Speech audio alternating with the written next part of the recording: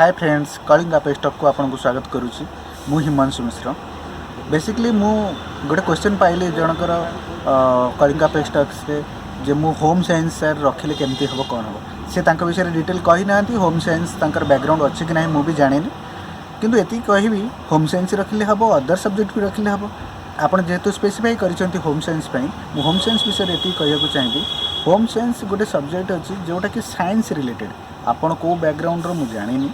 जदि आप science background ताहले आपन इजी रही जदि आर्ट्स बैकग्राउंड आपन को इजी रहिबो। होम साइंस रे पिला भाबंती एटा इजीली आम नहीं जीवु आ जल्दी जल्दी आम सारीदेबु। होम साइंस रे मध्य बहुत माने सब्जेक्ट अच्छी जो सब्जेक्ट को डिटेल एनालाइज करके पढ़ा को पड़े। आ मु भाबुची गोटे मास रु 2 मास जदि होम साइंस उपर आप थरोली प्रिपेयर करेंगे आउ मिनिमम 50 to 60 क्वेश्चन ताको प्लटिंग करके ताको लिखा प्रैक्टिस करेंगे ताहले आपण होम साइंस रे सक्सेस मध्य हो पारे। बेसिकली होम साइंस बहुत पिला रखुंट मुझे जानी होम साइंस मार्क फेचिंग हुए बेसी पिला रखती। ताले जदि बेसी पिला रखती तार गोटे डिमेरिट है जदि सब पिला आपणकर क्वालिफाई करथिबा पिला भितर मैक्सिमम पिला होम साइंस रखिंट ताहले जे एग्जामिनर से तो इभालुएसन प्रोसेस देखिबो समस्त लेखा यदि गोटे प्रकार थी सेम स्टैंडर्डाइजेशन लेखा थी ताहले मार्क मध्य धीरे धीरे कमी कमी की से दबा स्टार्ट करेंगे।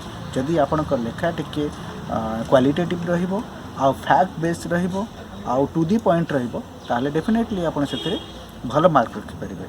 आई होप आपण को मुझे सजेशन दूची से सजेशन उपर आप वर्कआउट करेंगे आ वर्कआउट कलापर आप जदि किसी बेनिफिटेड हुआ मत कमेंट निश्चित जनइबे।